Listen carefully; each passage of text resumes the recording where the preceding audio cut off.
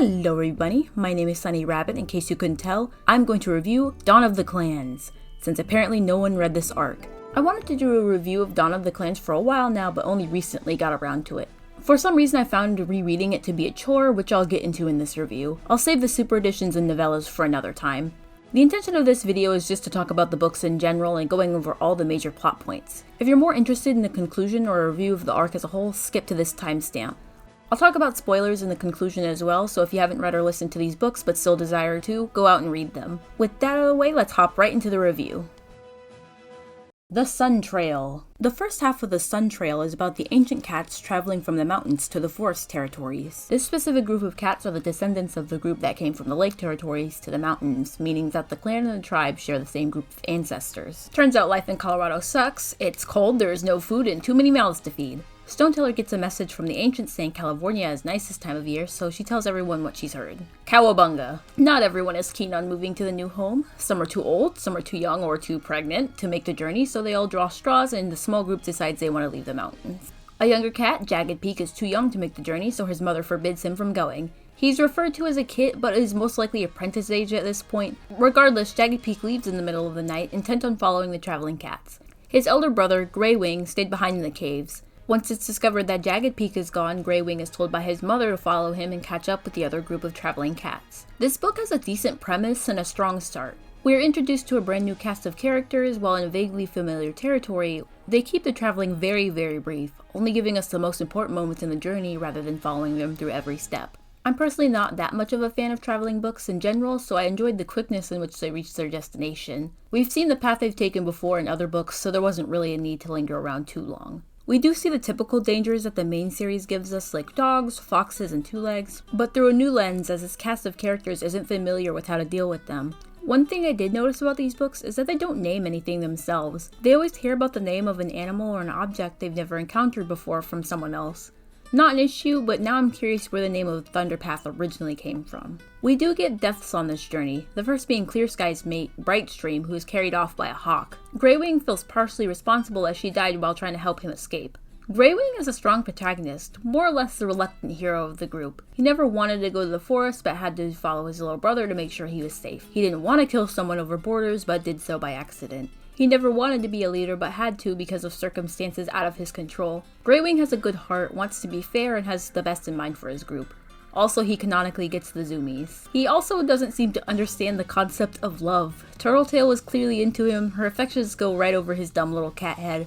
There was a scene where he introduced the cat Storm to his brother Clear Sky. It was supposed to be read as a love at first sight moment, but to completely fair to Greywing, I also didn't understand what was going on, so I was right there with him. This book establishes a current cast of characters well. We don't need to know every detail of their life beforehand, rather it focuses on their bond as a group in the current time.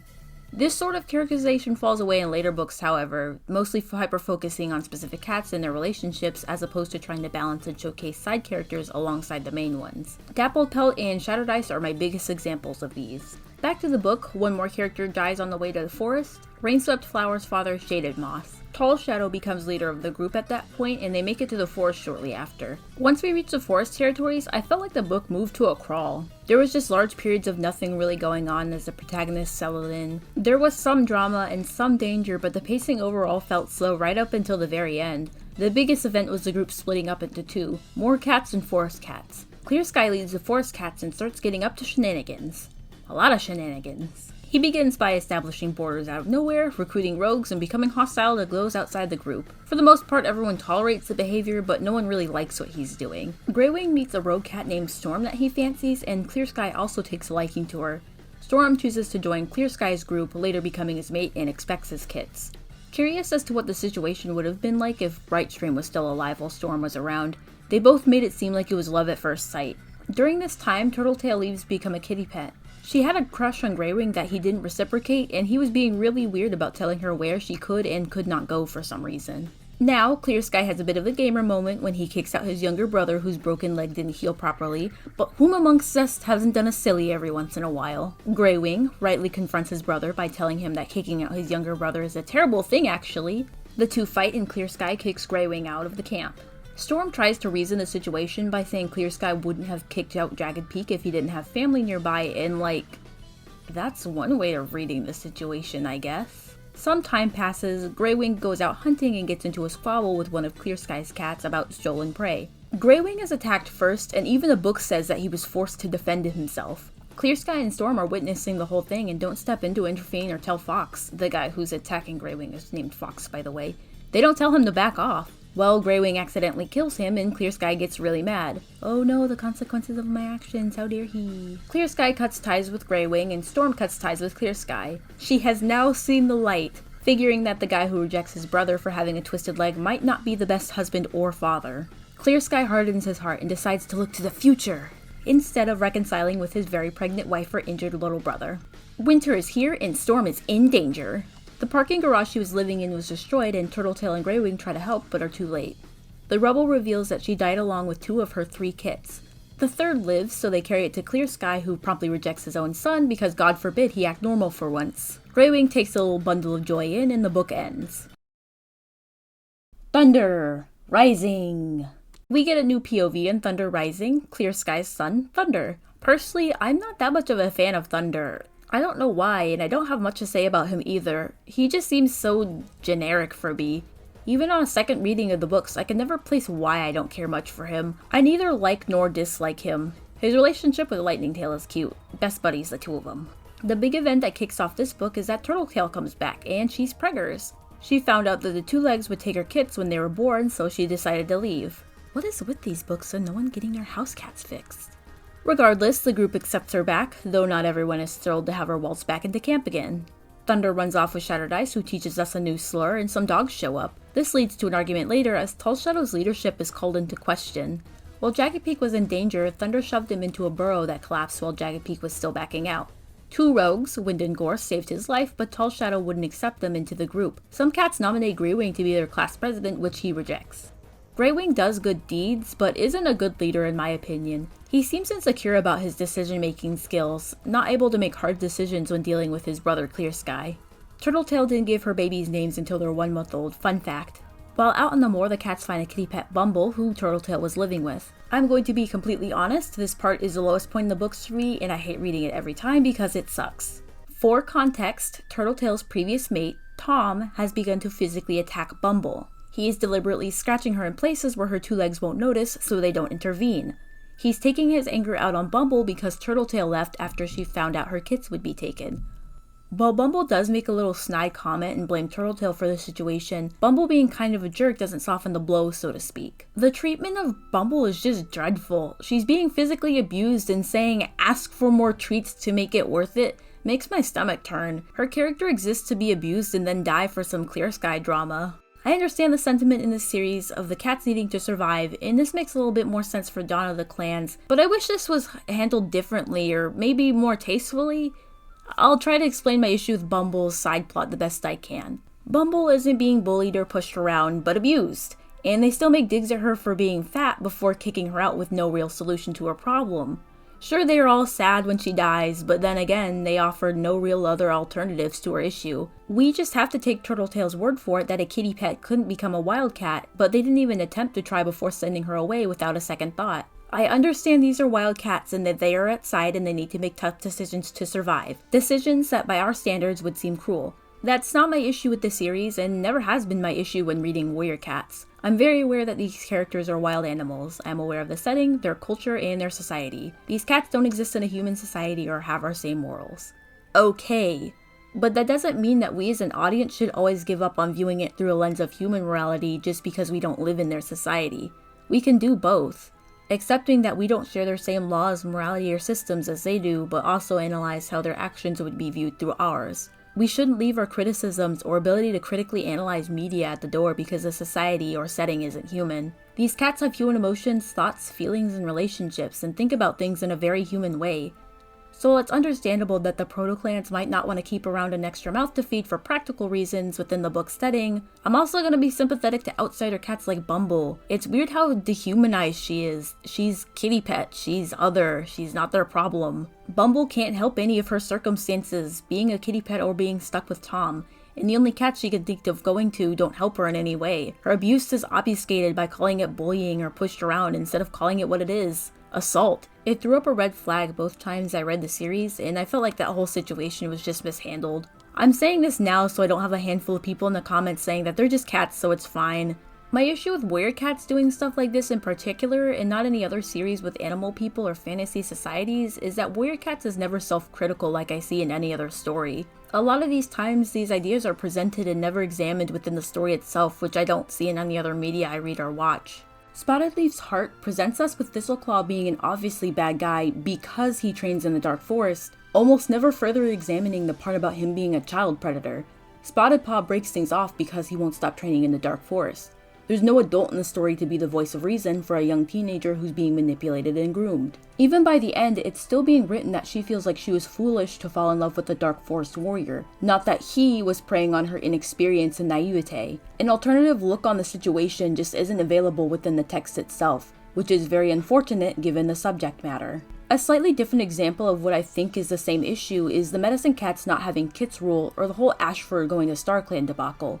Despite these instances being massively criticized, debated, and picked apart by the fandom at large, the books themselves never have anyone speak out about making changes to the obviously flawed systems they have in place. Remember, all StarClan did at the end of A Light in the Mist was reorder the Warrior Code to protect all the clans, but the issue didn't start with the Warrior Code being easy to abuse. It started with StarClan letting Ashford in the first place. Firestar says that sometimes they judge people wrong, only for Skystar to follow it up by saying they have no reason to change their decision after it's made. The StarClan cats very quickly begin to act like there's nothing they could have done or could do in the future to prevent stuff like that from happening again. Only the Warrior Code is subject to any changes, despite it not being the thing that started off the problem. This subtle redirection of fault can come off as a lack of willingness to confront what the books have already solidified in their world building, lest the status quo be changed drastically, continuity be damned. So Dawn of the Clans follows up this trend, a situation lacking in a real alternative viewpoint and inaction on the part of the characters who could have been more proactive. The characters for this didn't come out thinking they should have done something, but mostly acted like it was out of their control. When Thunder finds her again in the forest, she's thin and unsteady on her feet. Petal scares her away and Thunder thinks she should have helped her, but it's hand waved away and forgotten about. Heck, when she's dying, Gorsford manages to sneak in that she's pathetic. Like, come on dude, really? Turtletail just says that they couldn't have helped her or worked things out when they didn't even try. I hope everyone can see how frustrating this is to read, right? That Bumble was so determined to not spend another minute with Tom that she was willing to live alone in the woods until she died. And our protagonists justify it later by saying, well, what could we have done? Without even so much as a measly attempt to try and find a place for her in camp. I'm gonna get off my little soapbox now, but I've always disliked the they're just cats rebuttal to reasonable criticisms of the series. It makes sense in some cases like early books with Dustpelt and Fernpaw, but as the series evolves it feels less applicable for very specific instances. Moving on from that whole mess, during the conversation about what to do with Bumble, the rogue Wind takes more authority than Tall Shadow. This causes more issues as Tall Shadow's leadership was already called into question before. Wind undermining it now certainly didn't help. A fire has started in the forest and Greywing wants to help his brother in the Forest Cat group. They find Moonshadow, Tall Shadow's brother. He is gravely injured by the fire and Tall Shadow can't lead as she tries to console her brother. It's up to Thunder to think of a plan to save Moonshadow as he can't muster the strength to jump over the flames. Jackdaw's Cry and Thunder plunge into a stream and get on both sides of Moonshadow to protect him from the fire. On Greywing's attempt to jump, smoke billows into the air and he takes an injury to his hind paw but is otherwise unhurt. For now. Tall Shadow temporarily steps down as leader. Greywing has no real choice but to take the position now. Before turning in for the night, Greywing sees Clear Sky and Thunder speaking with Jagged Peak hovering nearby.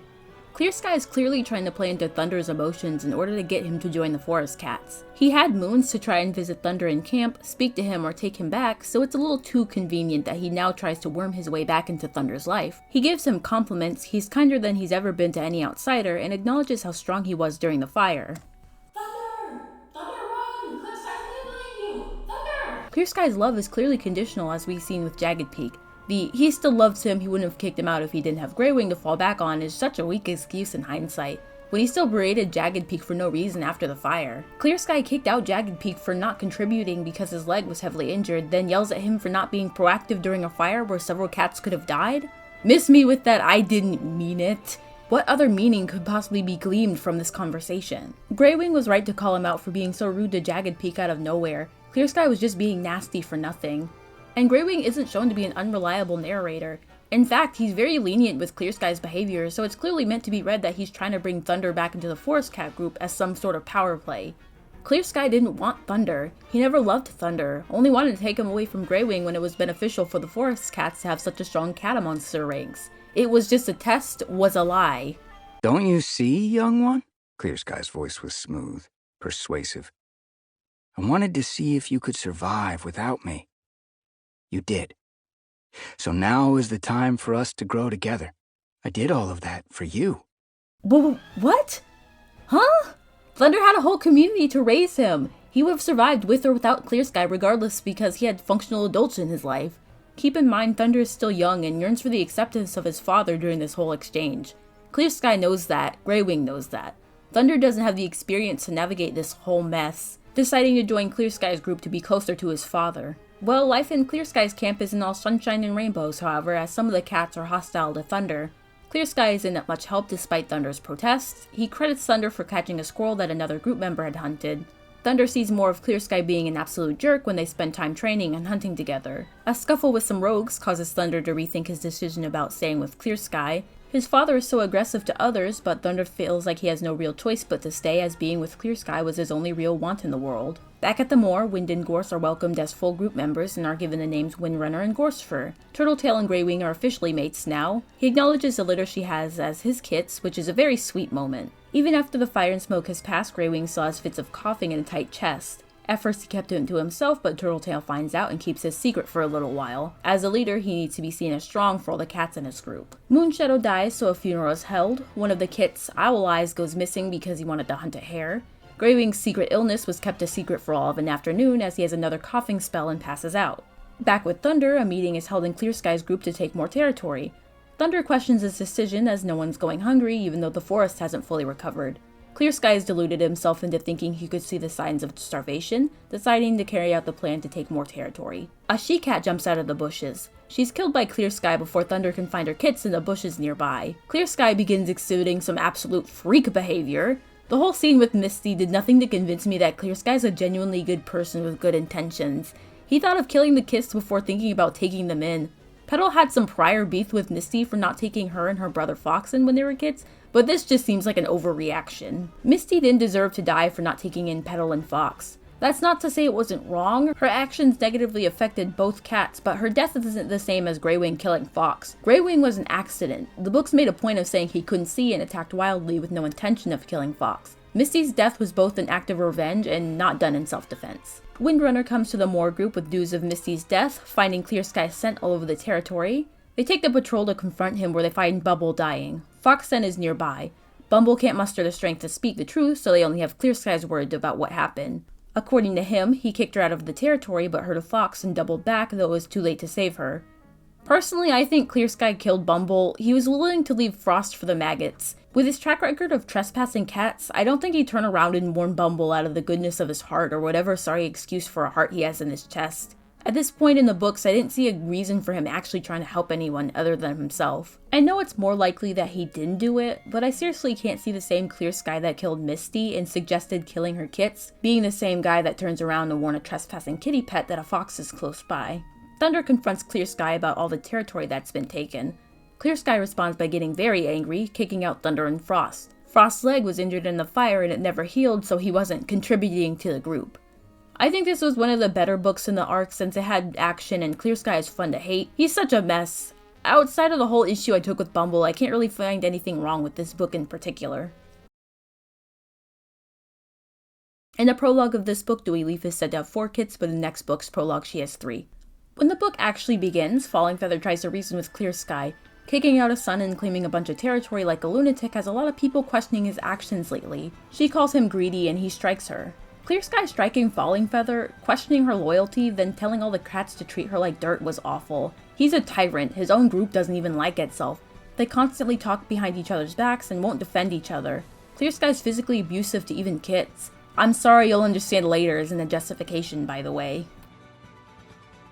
You guys aren't gonna believe me when I say Clear Sky has some of the best chapters in the books, hands down. The narrative is him just constantly trying to justify or deny some of the more heinous acts he's done. He feels guilty for all his actions and immediately doubles down on them instead. For brief moments he'll have a slight amount of clarity only to make the worst possible decisions known to cats. He's a certified stinky baby.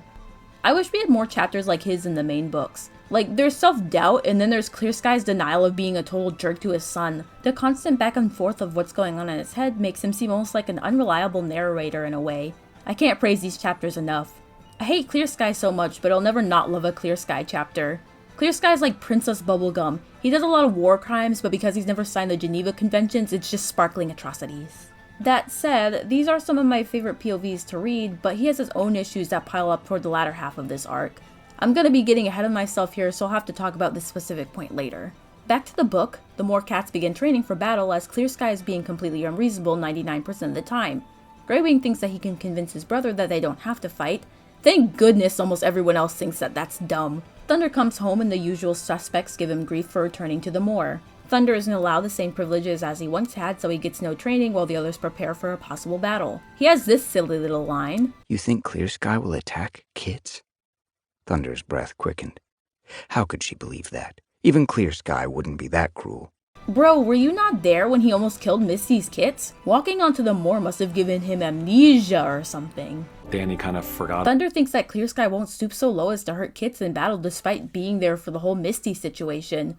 We see Clear Sky's actions through other characters' eyes. It's not like they're missing any context except with Bumble's death. Thunder and Greywing are so confident in Clear Sky's ability to change, or that he has some reasonable reason behind most of his actions, and that just seems dumb. The more cats aren't wrong to think that Clear Sky might be planning for a battle. The Forest group is very clearly the aggressors in this situation, and there's no room left for ambiguity. Clear Sky begins training kits outside of the camp since being normal is no longer an option. When he tells Alder to ambush her brother, she rightly says that to me, and he hits her with, "Honor means nothing to the dead." Like, what are you waffling about? Who does Clear Sky mean here when they haven't fought anyone using dishonest tactics yet? Also add child abuse to the list of crimes. Two rogues show up wanting to join the Forest Cats in exchange for some information they have about the happenings in the Moor camp. They spill about seeing the cats practicing battle moves, and the last brain cell in Clear Sky's head fries in an attempt to reason why they could possibly be doing that. Clear Sky can't even consider for a moment that his son might have left because he was a terrible dad, instead thinking he might be a traitor because of some of the information he got from cats he just met. The Moor cats are defending themselves, rightly so, by training for battle. Clear Sky aggressively establishes borders. The Moor cats defend themselves and Clear Sky immediately goes, see, I was right to establish borders. Oh no, the consequences of my actions, no. I know it seems like I'm nitpicking, but I really want to hammer home Clear Sky's actions in the first 3 books and why I feel like the later books treating him like an ooh sad boy stinks. The Moor cats try to reason with Clear Sky and set up a meeting for them to discuss the happenings in the forest. Thunder and Jackdaw's Cry relay the message that Greywing wants to speak to him at 4 Trees at the next full moon. Clear Sky takes Jackdaw's Cry hostage as a bargaining chip.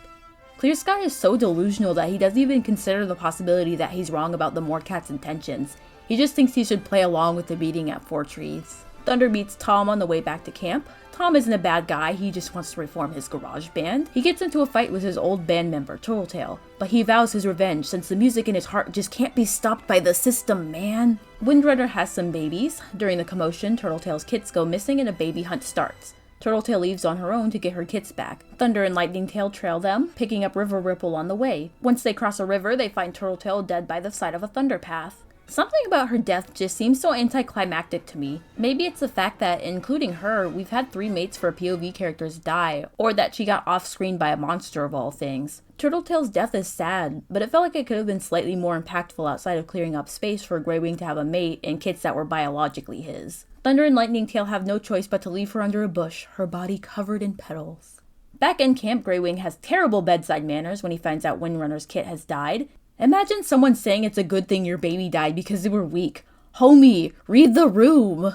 Thunder and Lightning-Tail bring the kits home and Sparrowfur gives us this banger of a line. You brought us home to nothing! After a burial, it's time to confront Clear Sky with some facts and logic. Of course, the weirdo on a power trip brings his whole camp, stands the kits that obviously can't fight.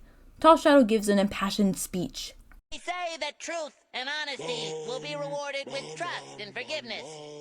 I'm here to lay my cards on the table, to trim the branches of deception from the tree of life, to shave away the unkempt sideburns from the face of truth. Reason almost works, but Jackdaw's Cry ruins the moment by being hungry. Apparently when you don't feed people, they starve. Funny how that works. Clear Sky is delusional. This was in my notes and I don't remember what it was referring to specifically, so it could be anything. Clear Sky gets mad that Thunder rejoined the Moor. So, just to recap, reject Sun, manipulate Sun to joining you, treat him like garbage, he leaves, get mad? Brother, you were the one that manipulated him. Clear Sky loses his mind and calls his cats to battle. Using that term loosely, as Tall Shadow, Greywing, and Thunder aren't much of a battle patrol. Thunder rallies the more cat troops after escaping Fortrees and a battle happens. The final battle is so cool. I'm so glad Tall Shadow wants to kill people. Kill me, he rasped at Clear Sky. Kill me and live with the memory. Then tell the stars that you won. That goes hard.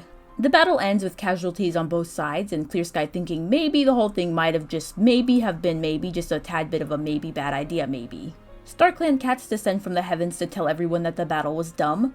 I'm glad that everyone is telling Clear Sky that he's greedy and his actions don't reflect his words. StarClan leaves the living cats with a warning to join forces or die. The book ends here. The best book of this arc with how it introduced the Clear Sky POV and balanced the other two. The final battle was great, though I personally didn't care for Turtletail's death. It wasn't bad, just needed some more oomph since 2 other mates have died in this arc alone. The Blazing Star. The traumatized group buries their dead under Fortrees. And whoo boy is this where the excuses for Clear Sky's actions begin to make no sense. Like, you're really telling me that the weight of responsibility is what made Clear Sky act so irrationally that it led to the deaths of several cats? Okay. It really feels like Greywing was just making stuff up that made no sense. Lightning Tail's sister, Acorn Ferg, joins Clear Sky's group for some reason. She states that she doesn't want to go to the Hollow without her mom and dad who died in battle, but isn't it worse to be with the cats who killed her? No? Okay, I guess. River ripples right there. No? Well, alright. The full moon comes again after a moon of peace between the two groups. We get a bit of a spiel about predeterminism, and I feel like there might be a difference between being told to follow your little brother down the mountain, and every action you take will only lead you down a path of bloodshed. Like, sure, there's a bit of a domino effect, but I don't know about every action only going down a path leading to the first battle. They get their first prophecy. Only a blazing star can blunt the claw. Ooh, spooky. They're now tasked with growing and spreading like the blazing star, which refers to some kind of flower. Clear Sky lets Tom join his group as he continues to ponder the meaning of the blazing star prophecy. Tom brings with him another Tom named One Eye who also joins. One Eye is clearly bad news, but Clear Sky holds to his decision since he hates it when his pride is hurt even slightly. Sickness begins to affect prey on the moor. Any cat who eats the sick prey also finds themselves ill. A small party of moor cats manage to stop One Eye and Clear Sky from hunting the sick prey. On their journey to find the blazing star plant that they collect for later. Clear Sky, for some reason, still kept One Eye in his camp. One of Turtletail's kits, Sparrowfur, wants to be with her father Tom. One Eye attacks her for being a little too feisty, and Clear Sky just lets him, because sometimes children need to learn the harsh truths of the world through incredible violence. All of 3 seconds go by before things go horribly wrong. Clear Sky realizes that the heavily scarred Tom meant that by teaching a lesson, he meant he was going to kill her, which, no duh. Tom dies in defense of his kit, the only good thing he did all book, which probably means he's in StarClan somewhere. Just a thought. One Eye is immediately kicked out of the super secret club. The book is only halfway over, so he'll be back in a few chapters. Turns out Jagged Peak was the one to give Sparrowfur the all clear to go visit the forest camp all by herself. Greywing is justifiably mad that his brother didn't let him know where she was or her intentions. He does take it too far by saying Jagged Peak will be a terrible father. Sparrowfur gets patched up and decides to stay with Clear Sky too. Greywing goes on a secluded guy's night with River Ripple since the stress is getting to him. Trouble is stirring in camp as one of Windrunner's kits is dying from the sickness. Rip Morning Whisker, we hardly knew ya. It's too much for Windrunner and she leaves with her mate and remaining kits to become a rogue again. Greywing feels insecure about his place in the group as the father figure to a lot of the cats. He wants to protect everyone, but feels like he's gotten in the way of Jagged Peak, Sparrowfur, and company. A real deep reflection of who he is as a person, and what it means going forward now that everyone is growing up around him. Thunder, Owl Eyes, Pebbleheart, everyone is getting older and he can't always be there for him. And then we meet Starflower. Goodbye! Clear Sky gets cooed. He just cooed so hard by One Eye, it's embarrassing really. One Eye is on a whole nother level of freak shit because he brands the cats with a mark. Just nasty. Something in me really enjoys seeing Clear Sky get knocked down a peg by a cat that is somehow worse than he is. Clear Sky's only option is to go to Greywing's group for help now that he's all alone. Jagged Peak's mate is sick. Pregnancy drama, anyone? So they go off to fetch some blazing star to cure her illness. Clear Sky and his little brother have a heart-to-heart, and it's one of the more humanizing moments with Clear Sky considering all the gross garbage he's dumped on his brother. Props to Clear Sky for finally being normal for once. You did it, buddy. Great job. There was also a side plot that Thunder was involved in where Starflower is very clearly manipulating him that I just can't be bothered to talk about. If there's anyone I hate as much as Clear Sky, it's Starflower, but she has none of the pizzazz to make it tolerable. Obviously, she betrays them and rats out the attack plan to One Eye, who happened to be her father. Ooh. A battle happens, though this one is solved rather quickly. It only lasts one chapter and One Eye is killed at the end, which is kind of lame. He had a real presence, only to be snuffed out in no time at all. Rip One Eye, we hardly knew ye.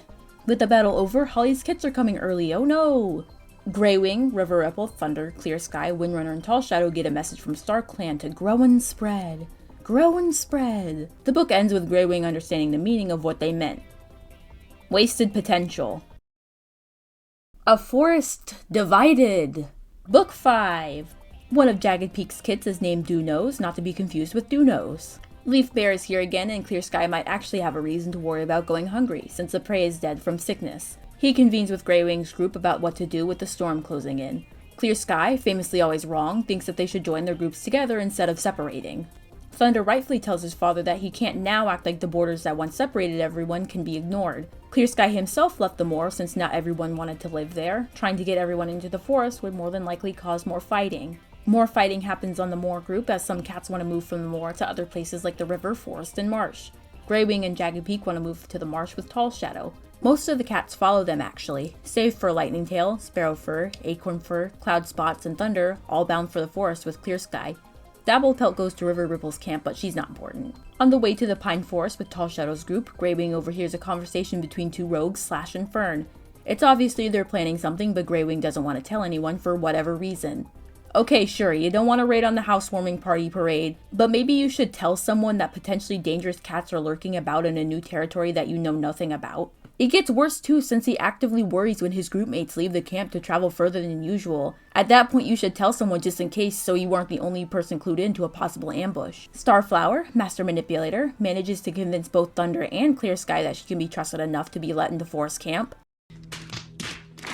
Greywing's coughing spells are worse now that he lives in the stuffy pine forest. It's clear that the moor was better suited to his illness. He gets invited by Slate to visit, but once again he worries about the possible danger of Slash, which he still doesn't tell anyone about despite worrying about his group's health and safety if they're attacked. He does manage to cross paths with Fern, feeding her, earning her trust. He tries to persuade her to talk to Slash about leaving the marsh cats alone, though she doesn't believe he can be reasoned with. After that, Greywing spends time with his girlfriend Slate. Clear Sky spends time with his new girlfriend, Starflower. Truly a match made in hell, but that's neither here nor there. Thunder clearly isn't happy about his fake girlfriend being with his dad, which is a sentence that I just read. A rift forms between the two as spending time with Starflower distracts Clear Sky from issues within the camp. With prey running so low, Clear Sky wants minimal hunting patrols to keep the prey around until spring. Thunder sees all the new mouths to feed, wishing to have more patrols to keep everyone from starving. With such different ideals on how the camp should be run, the forest cats split into two groups, which later become ThunderClan and SkyClan. Clear Sky has this really weird line about having a mate worthy of him. Dude, your previous two mates died. What does this mean? That he's finally found someone just as terrible as he is? Back with Thunder, finding a new home turns up some new cats, Quiet Rain and Sunshadow. If their name sounds familiar, it's because they're related to some of our protagonists. Quiet Rain is Clear Sky, Greywing, and Jagged Peak's mother.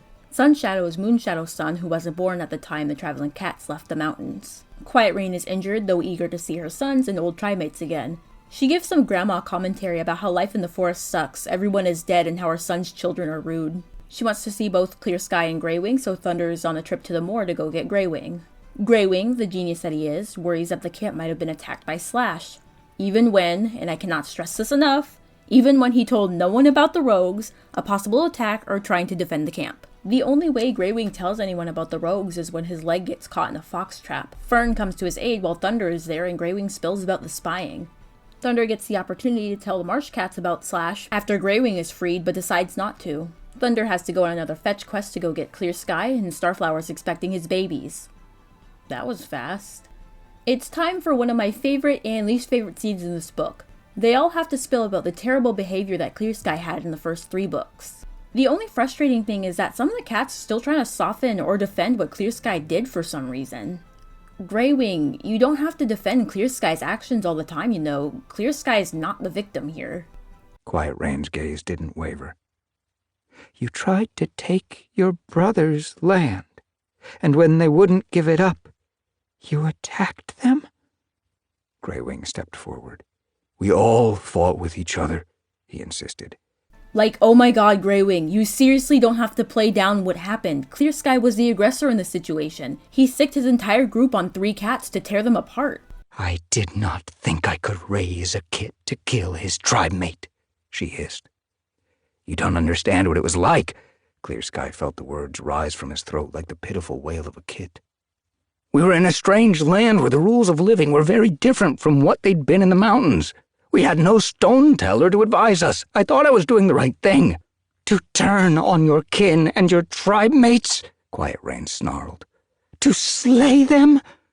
Clear Sky leaned close to his mother. I made a mistake, he groaned desperately. You have to forgive me. You're my mother. Pain sliced his nose as Quiet Rain lashed his muzzle with her paw. He ducked away, staring in disbelief at her. This was the cat who had suckled him at her belly. She had watched him bring back his first prey to the cave with eyes shining with pride. Now she stared at him with cold eyes. I'm sorry, the words choked in his throat. You are no kit of mine. Quiet Rain curled her lip. Get out of my sight. I never want to see you again. Clear Sky blinked at her, hoping for a heartbeat that she would hear her own words and realize how cruel she was being. Forgive me, he breathed. Never! Her eyes were round with rage. The contempt that she has for her son is delicious. I reveled in this moment because there was tangible consequences for Clear Sky being a bad person. This feels like a moment where Clear Sky should reflect on his actions, since this moment parallels with other parts in the earlier books. Clear Sky struck Falling Feather, rejecting Thunder, and grew angry at his family members. This should clearly be deeper than just asking his mother for forgiveness, right? Well, he goes right over to Starflower to ask if he's a monster, and she hits him with some massive cope. No. Starflower's whisper was firm. You're a hero and a leader. You make the tough decisions that other cats fear. There is no shame in that. Pick me, she says, jumping up and down. Pick me, pick me. Oh, please, Clear Sky, won't you be so gracious and pick me? Also, this whole thing just sort of doesn't work out since Quiet Rain forgives him immediately after because some predeterminism garbage that makes no sense. She thinks she can see shaded moss, Clear Sky breathed. This is the final part of the journey, dear old friend. Quiet Rain struggled for breath between words. Her ears twitched weakly, as though she was trying to hear something. What was that you said? A frown furrowed her brow. Forgive him? But he killed a tribe mate. He drove his brothers away. She blinked softly at all 3 of them, her gaze coming to rest on Clear Sky. And I forgive you, my firstborn. Shaded Moss has spoken to me. He explained. Clear Sky trembled. What did Shaded Moss say? It was all foretold, Quiet Rain rasped. You could not help what you did. It had to be that way. I forgive you, Clear Sky. And now, she drew in a shuddering breath, you must forgive yourself.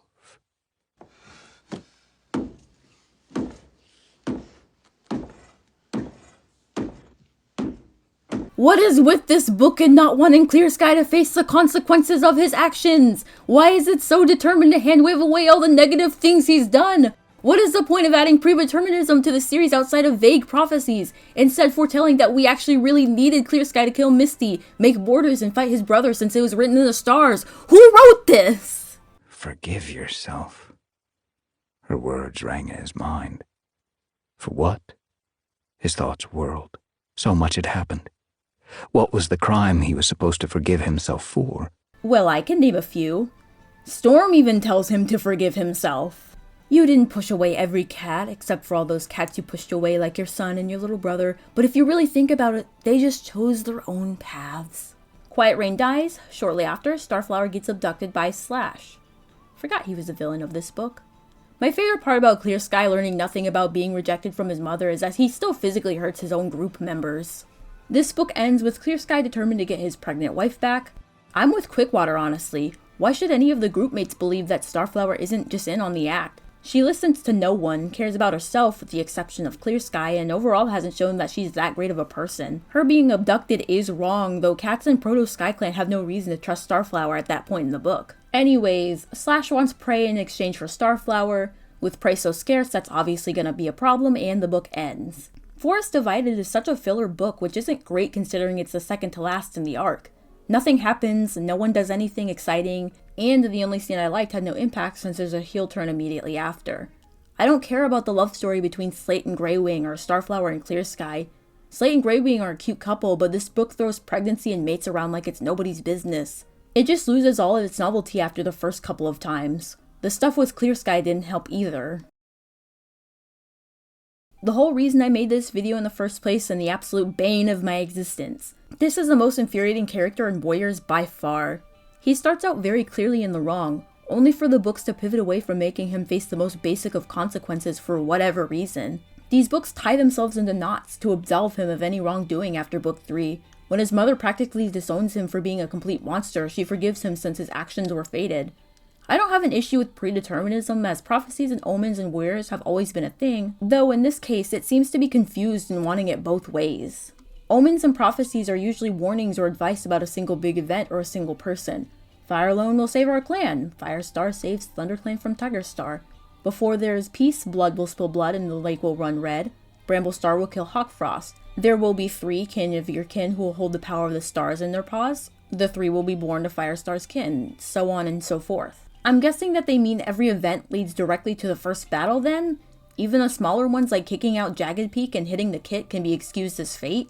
Just how far does this go, and why punish any of the villains in the main series if any of their actions were presumably fated as well? Saying that it was fated takes away a lot of agency Clear Sky had in doing his bad actions. He was never impaired in any way, never manipulated by an outside force to commit deeds that in any recent Warrior Cat book would get him thrown into the Dark Forest. By the end of Dawn of the Clans, we had ghosts coming down from the heavens to tell Clear Sky to forgive himself despite never actually making amends or apologizing for anything he's done. They really loved calling all that stuff he did in the past mistakes for some reason. It's frustrating to see how everyone downplayed the events of the first books. It's even written in a way to get us to sympathize with Clear Sky feeling bad that his mother was rejecting him, though he doesn't seem to relate it to any of his behaviors that he's done in the past. He never thinks about how he struck Falling Feather or rejected his own son, only sad that his mom is rightfully disgusted that he started a war for borders he created. It should have been a real moment of reflection for Clear Sky, only for the book to turn around and say that he should forgive himself. Quiet Rain didn't even have the full scope of the situation either. Would she have forgiven him so easily if she heard about how he abandoned Thunder, or thinking of killing Misty's kits? The things that they told Quiet Rain only really scratched the surface of what Clear Sky had done, and she was ready to never speak to him again right then and there. There were plenty of chances for Clear Sky to take the reasonable way out, but he chose to continue with his borders. His own POVs have him thinking about if he was being too harsh at times, only to double down out of pride or spite. Everyone is so lenient on Clear Sky's behavior, even later while still being wary of him, opt to just say that he made mistakes, completely downplaying his actions from before. Forgetting to do your homework or dropping a glass cup is a mistake. Killing cats, holding someone hostage, and starting a literal war is not. He never really learned anything after the first battle. His own behavior is what splits up his clan into 2 halves, with half joining Proto Thunder Clan. Him feeling bad about some of the things in the past doesn't have the same weight when he's still the same jerk he was before. It's easily one of the most infuriating parts of the book because it's just not a good redemption arc for him. We get a couple of excuses for why Clear Sky did what he did, and why it was okay, but no real effort on his part to do anything about it. I don't need him to be Zuko or Jimmy, honest. but I just need him to stop being Clear Sky, if that makes any sense. Path of Stars. We made it to the last book, which starts off with Turtletail signing off on Greywing's relationship with Slate, just what we needed to get the book started off with. Clear Sky wants to get his wife back, but can't do it without the help of the other leaders, asking his son for prey for Starflower's safety. Thunder sees the needs of his campmate first, not wanting to get involved with the dangerous rogue, and hits Clear Sky with some karmic justice. Knowing that his son is unmoved, Clear Sky goes to ask the others for help. With Greywing's group, we get some time developing a Mothlight Super Edition, In stores now. Clear Sky shows up with Tall Shadow. Turns out Grey Wing still hadn't been fully truthful with everyone about who Fern and Slash really were. Windrunner joins the conversation and they all debate on what to do. Starflower has both a history with One Eye and Slash, so most of them reason that Starflower could be involved in some way. Windrunner is firm about not wanting to get involved either. Clear Sky hadn't really helped the others at this point is her reason. And no, Grey Wing, helping Holly's kits doesn't count because those were Jagged Peaks as well. In case you've forgotten, Jagged Peak is Clear Sky's brother. Even by the standards of the main series, they'd be closely related enough that they'd be called kin. Eventually, Windrunner does agree considering that there are unborn kits involved, so they plan to meet Slash. Meeting time! Grey Wing went to reason with Thunder, so he's here too. Clear Sky whips out his epic bargaining skills, but with his no Starflower debuff, he doesn't have enough persuasion to get Slash to agree to the terms. With prey so scarce, no other leader agrees to catch prey for Slash's cats.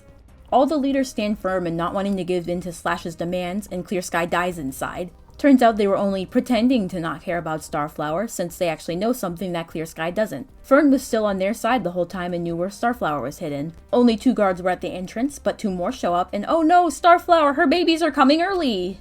Now, this part will be a bit of a tangent, but I just adore talking about how time passes in these books. I noticed this the first time around, but I always thought the kids coming early happened too fast. As in, I don't think that's possible too fast.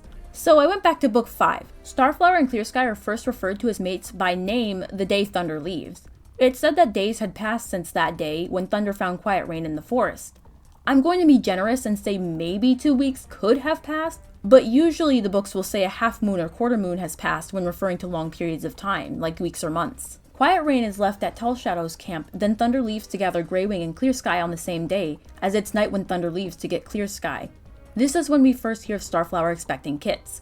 The next day, Holly's kits go missing. Clear Sky is woken up that night since Quiet Rain is worse. The group spends the next day sitting vigil for her before burying her that night. Clear Sky goes home the night of her vigil, sleeps, then Starflower goes missing. Starflower is said to be missing since Moon High of that day, when Clear Sky decides to go to Thunder for help. The next night, the meeting with Slash happens. In that same night, Starflower is found and goes into an early labor. I'm gonna tack on 2 more days to this count, since the earliest reasonable time Starflower could have been considered Clear Sky's mate is when Thunder saw them flirting together. I know this seems inconsequential to the grand scheme of Warrior Cats, Dawn of the Clans, Path of Stars, but this isn't the first time the series has had notably weird timeline issues. Doing the math shows she's been pregnant for less than a month. Considering that cats gestate for a little over 2, when they said that the kits were coming too early, they really meant it this time.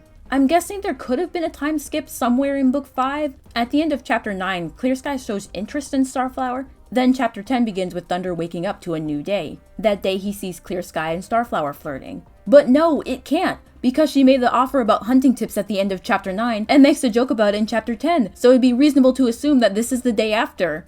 Where did all the time go? Its kids open their eyes the day after their birth to your timeline of cat biology stuff, but I noticed it, now you have to as well. Moving on from that before I Google my way into a master's in biology degree. It's a scramble to help Starflower. She delivers 3 of the most mature premature kittens to ever be born. 3 is really the magic number with litters in this series. First time cat moms have smaller litters instead of the usual 4 to 6, so honestly that checks out considering that most of the cats and warriors only have the 1 litter. With the kits being so small, they have to stay in Tall Shadow's camp. Clear Sky thanks everyone for rescuing his wife and brand new babies. Thunder visits his new half-brother and half-sisters. He's happy for his father for finding happiness and puts aside any resentment he has for Clear Sky for not caring for him like he does with his new litter. A half moon passes and the rogues are still causing trouble, taking prey from the cats who live in the groups. Grey Wing speaks to Fern about turning on Slash, but he's a powerful cat who, like One Eye, has a way of making cats do what he wants. The plan is to get all the groups to join together to outnumber Slash's rogues to have a chance at winning in a battle. Slash tastes some of Clear Sky's prey. Clear Sky didn't do anything about it this time since he's a father now and wants to be there for his new litter. Clear Sky calls a meeting, rallying everyone to try and battle the rogues. They all practice some battle moves to pad out the book's length. With Slash still stalking around, Thunder and Lightning Tail decide to be spies. Slash tries to convince one of his own group members, Violet, to become his mate, which she refuses. Thanks, Thunder. We really needed to know that this she-cat who's being pressured into a relationship is beautiful. Don't worry, she'll be Thunder's mate by the end of this book since having any of the protagonists be single is a fate worse than death. Trust me, when this book wants you to know a she-cat is beautiful, they beat you over the head with it with a steel chair. Tacking it on several times gave me the impression that Thunder doesn't care for anything other than the fact that she's pretty. She's kind enough to try and not steal, but that wasn't the reason Thunder wanted to help her clearly. A hunting patrol in the moor goes wrong as Greywing's patrol is ambushed by 8 rogues. Over the course of the book, Greywing's coughing and tightness in his chest has been getting more frequent. He can't hunt, fight, or run like he did before the fire in book 2. Being in the pine forest only worsened the symptoms, so he moved back into Windrunner's camp with Slate. The rogues are chased off using some of the moves they learned in the training montage from earlier, but Greywing is having a hard time breathing. Slate says she's pregnant. But I have to see Violet again. Thunder had hardly slept in the days following the attack on the moor cats. All he could think of was Violet. What if she'd been hurt in the struggle? Did you think I hadn't noticed you talking about Violet every chance you get? You're worried about her, aren't you? We've almost been spotted once. What if Violet had seen us? Thunder wished Violet had seen him. He couldn't believe the sleek gray she-cat would betray him. And he longed to meet her. Oh my god!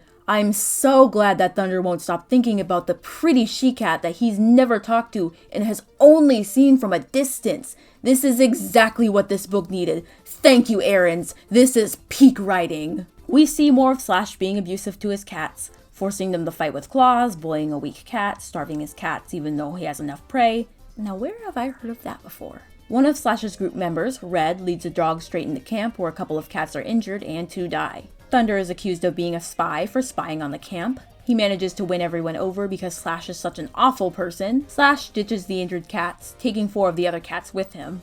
Violet shows up and Thunder finally talks to her for the first time. Lightning Tail goes to get Greywing for help on what to do with the abandoned rogues. So many can't join one group, so they offer to split amongst the others. A couple join the different camp, save for Clear Skies, though it doesn't seem like anyone is particularly thrilled about the idea.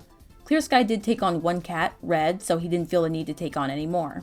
It seems that most of the rogues aren't adjusting to life in their new groups, keeping to themselves over joining the others.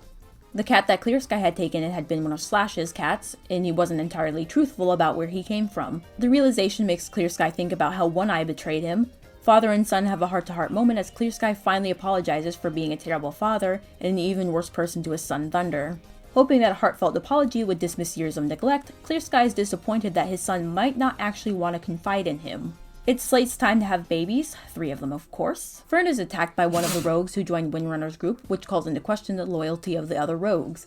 After hearing about the incident, Clear Sky decides to test Red.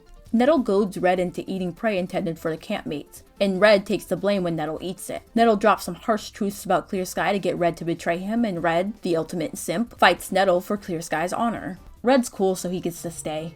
Violet and Thunder worry about Slash, become mates, and meet up with River Ripple. A gathering with most of the cats in the groups happens to make all the newcomers into official members of the secret club. They get new names to be more like the mountain cats, so some of the cats get 2 names now. Slash crashes the party mad that he can't get a cool new name. He starts a scavenger hunt of whose wife was taken now, but he switched it up this time. A wife wasn't taken, but Greywing's kits were. Greywing is in no condition to help with the wheezing coming back, so Thunder and Clear Sky are on the case. Slash isn't far as the kits are taken to the Thunder Path near the territories. Clear Sky snatches the kit Black Ear off the road. Clear Sky gets his tail run over, but the kit's fine. Slash leaves, and that's the last we see of him. They all go to Tall Shadow's camp before getting news that Greywing is dying from his illness. We're treated to a touching moment of kin saying goodbye as Greywing names each of the clans for what we know them as today. Greywing is greeted by old friends from mountains and forests as he makes his way to StarClan, and the book ends. Beautiful, really. Of course he left behind a mate and kits, but I've got this. Slate, I know you miss the love of your life and the father of your kits, but this is for the best, really. It's a tough world out there. It's good if only the strongest survive, if you really think about it. Yeah. Nailed it. Alright. So with all that aside, what did I really think of all 6 books of Dawn of the Clans? Mostly I enjoyed it the first time around, but I didn't keep the same feelings on the second. The first 3 books were good, but the last 3 couldn't keep up with the first book had started. Book 4 introduced a new interesting villain, only to kill him off in a single chapter. Book 5 was boring. After finishing it, I thought there was 2 books left since nothing really exciting happened other than Starflower getting kidnapped. It gave us another villain who had little to no presence or personality outside of being a generic bad guy. By book 6, I had mostly checked out as the drama had no sense of scale or urgency. The pacing had moved to a crawl and all the memorable moments were non-existent save for the ending. The revolving door of she-cats that the protagonist went through was not good. They kept using the death of she-cats to enhance the story. I harped on this a few times, but this book is the epitome of this trope in warrior cats, where the females in the relationship are expendable. And I really do mean taking a second mate after the first one dies. not them breaking up and getting a new one. There's some first arc weirdness due to family tree stuff with cats having multiple mates, but that's not what I'm referring to here. Greywing, Clearsky, Graystripe, Berrynose, Smokey, and even Crowfeather all come to mind when thinking about male characters with mates or love interests who died, and then they found another mate later. You could even throw Firestar in there if you want to get really spicy. The only female character that I could recall having a second mate after her first died was Palebird, who became Woollytail's mate. There's probably another one as I haven't caught up with all the novellas and super editions, but Palebird is the one and only she-cat that I can recall that found another mate after her first one died. I'm not even sure if I'd count Dawn of the Clans' own Violet Dawn, who used to have a mate named Rain who she says died on the Thunderpath. Rain has no living book appearances, no description, and could easily be written out of the story and it wouldn't affect Violet Dawn or her character in any way. He's a throwaway line, not integral to the story, rather than an on-screen death that the story takes time to grieve over in some capacity. Sunnyfall talked about this problem in particular in her video Gender and Warrior Cats. Highly recommend you watch the whole thing if you haven't yet, but here's the timestamp for the specific thing I'm mentioning here. I'm gonna link the whole video in the description below. It also fell into the trap of having the kits are coming too early with no repercussions. Starflower in particular felt like she had only just announced she was pregnant before having her litter. Cats born 10 days early are already at the stage where they're considered premature. The fact that her whole litter survived is astronomical. I fully commit to this being a dumb nitpick, but the timeline is in shambles. Don't make me break out the corkboard and red string! Slash felt underwhelming since he was never really that closely related to the proto-clans like One Eye was. There really didn't feel like there was a resolution with the gang of Slash's cats either. He sort of stalks away, sort of like Soul in the main series, though that was more conclusive than what happened in book 6. Slash is just generically bad, sort of like Darktail in A Vision of Shadows. He beats his cats, he wastes prey, rules with fear instead of loyalty. I've seen it before and Slash did nothing to stand out as a particularly bad guy. Greywing constantly refusing to tell Tall Shadow's group about Slash and his gang was dumb. There was no real reason for him to continue to keep the information to himself, even after getting a warning straight from the source, i.e. Fern. I can understand the first time, not wanting to rain on Tall Shadow's parade during the moving in party. Every time after that was completely and utterly stupid. He was given ample warning about what Slash's intentions were. Greywing was told Slash would attack their camp with a band of rogues. Greywing's plan was to tell the Marsh Cats to reinforce their camp, then he just didn't do it. By the time he did tell everyone about who Slash was, it was too late. Starflower had already been taken.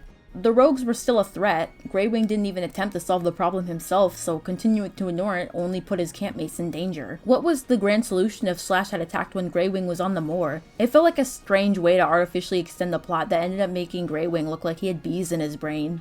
That said, Dawn of the Clans is in a weird place where I know that I enjoyed it during my first reading, but the second time I found more stuff I felt like could have been changed or shortened. It's still a more focused arc than some of the others in its tone and plot, but its shaky ending made it a slog the second time around. This arc feels half finished. We get the names of the clans, though we're still missing out on where the naming conventions came from, and medicine cats are established in a super edition that chronologically takes place after the 6 books of this arc ends. I have not heard great opinions about Mothflight's vision. That makes me wary of reading continuations of this arc. Riverstar's Home will be out this year, so maybe it will blow my mind since Riverstar's pretty much a blank slate. He's a recurring character, though his presence is limited, which makes him more flexible for story and characterization.